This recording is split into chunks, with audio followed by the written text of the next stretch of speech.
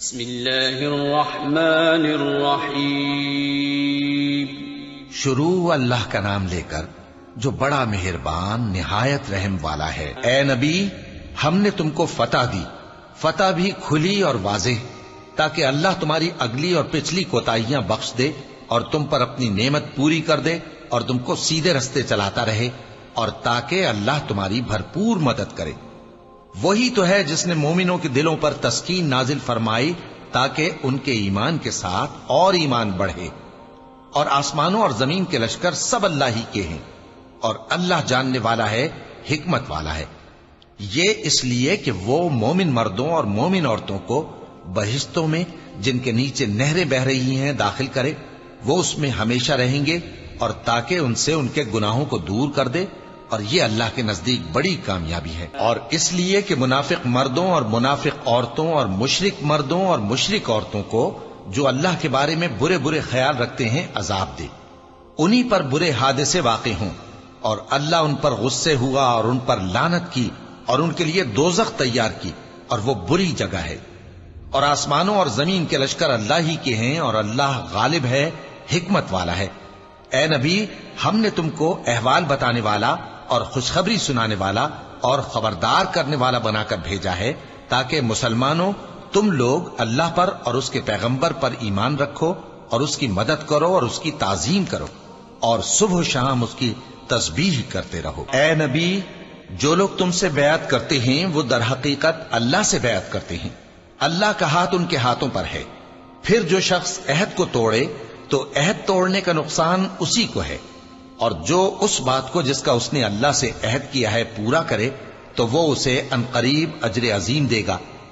اے نبی، جو گنوار پیچھے رہ گئے وہ تم سے کہیں گے کہ ہم کو ہمارے مال اور اہل و عیال نے روک رکھا تھا، سو آپ ہمارے لیے اللہ سے بخشش مانگیں۔ یہ لوگ اپنی زبان سے وہ بات کہتے ہیں جو ان کے دل میں نہیں ہے۔ کہہ دو کہ اگر اللہ تم لوگوں کو نقصان پہنچانا چاہے یا تمہیں فائدہ پہنچانے کا ارادہ فرمائے تو کون ہے جو اس کے سامنے تمہارے لیے کسی بات کا کچھ اختیار رکھے؟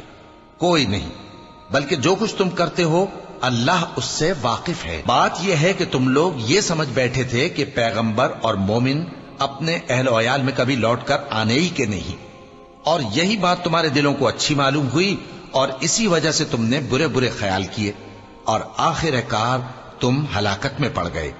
اور جو شخص اللہ پر اور اس کے پیغمبر پر ایمان نہ لائے تو ہم نے ایسے کافروں کے لیے آگ تیار کر رکھی ہے، اور آسمانوں اور زمین کی حکومت اللہ ہی کی ہے، وہ جسے چاہے بخشے اور جسے چاہے سزا دے، اور اللہ بخشنے والا ہے، مہربان ہے۔ جب تم لوگ مال غنیمت لینے چلو گے تو جو لوگ پیچھے رہ گئے تھے وہ کہیں گے ہمیں بھی اجازت دیجئے کہ آپ کے ساتھ چلیں۔ یہ چاہتے ہیں کہ اللہ کے قول کو بدل دیں۔ کہہ دو کہ تم ہرگز ہمارے ساتھ نہیں چل سکتے، اسی طرح اللہ نے پہلے سے فرما دیا ہے۔ پھر کہیں گے نہیں، تم تو ہم سے حسد کرتے ہو۔ بات یہ ہے کہ یہ لوگ سمجھتے ہی نہیں مگر بہت کم۔ اے نبی، جو گنوار پیچھے رہ گئے تھے ان سے کہہ دو کہ تم جلد ایک سخت جنگجو قوم کے ساتھ جنگ کے لیے بلائے جاؤ گے، ان سے تم یا تو جنگ کرتے رہو گے یا وہ ہار مان لیں گے۔ اگر تم حکم مانو گے تو اللہ تم کو اچھا بدلہ دے گا، اور اگر منہ پھیر لو گے جیسے پہلی دفعہ پھیرا تھا تو وہ تم کو بڑی تکلیف کی سزا دے گا۔ نہ تو اندھے پر سختی ہے سفر جنگ سے پیچھے رہ جانے میں، اور نہ لنگڑے پر اور نہ بیمار پر سختی ہے۔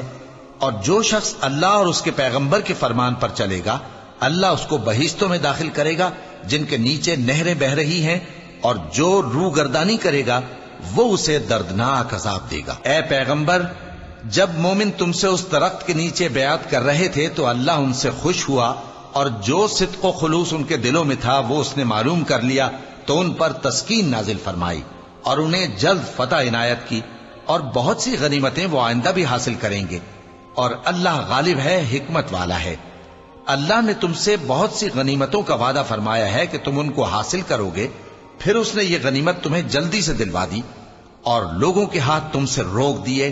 غرض یہ تھی کہ یہ مومنوں کے لیے اللہ کی قدرت کا نمونہ بن جائے اور وہ تم کو سیدھے رستے پر چلائے، اور کچھ اور غنیمتیں دے گا جن پر تم قدرت نہیں رکھتے، اور وہ اللہ ہی کی قدرت میں ہیں، اور اللہ ہر چیز پر قادر ہے۔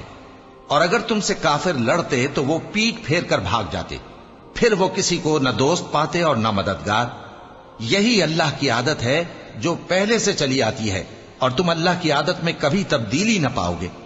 اور وہی تو ہے جس نے تم کو ان کافروں پر فتح یاب کرنے کے بعد سرحد مکہ میں ان کے ہاتھ تم سے اور تمہارے ہاتھ ان سے روک دیے، اور جو کچھ تم کرتے ہو اللہ اس کو دیکھ رہا ہے۔ یہ وہی لوگ ہیں جنہوں نے کفر کیا اور تم کو مسجد حرام سے روک دیا، اور قربانیوں کو بھی کہ اپنی جگہ پہنچنے سے رکی رہیں۔ اور اگر ایسے مسلمان مرد اور مسلمان عورتیں نہ ہوتی جن کو تم جانتے نہ تھے کہ اگر تم ان کو پامال کر دیتے تو تم کو ان کی طرف سے بے خبری میں نقصان پہنچ جاتا، تو بھی تمہارے ہاتھ فتح رہتی، مگر تاخیر اس لیے ہوئی کہ اللہ اپنی رحمت میں جس کو چاہے داخل کر لے۔ اور اگر دونوں فریق الگ الگ ہو جاتے تو جو ان میں کافر تھے ان کو ہم دکھ دینے والا عذاب دیتے۔ جب کافروں نے اپنے دلوں میں ضد کی، اور ضد بھی جاہلیت کی، تو اللہ نے اپنے پیغمبر اور مومنوں پر اپنی طرف سے تسکین نازل فرمائی اور ان کو پرہیزگاری کی بات پر قائم رکھا، اور وہ اسی کے مستحق اور اہل تھے، اور اللہ ہر چیز سے خبردار ہے۔ بے شک اللہ نے اپنے پیغمبر کو سچا اور صحیح خواب دکھایا تھا کہ تم انشاءاللہ مسجد حرام میں اپنے سر منڈوا کر یا اپنے بال ترشوا کر امن و امان سے داخل ہوگے اور کسی طرح کا خوف نہ کرو گے۔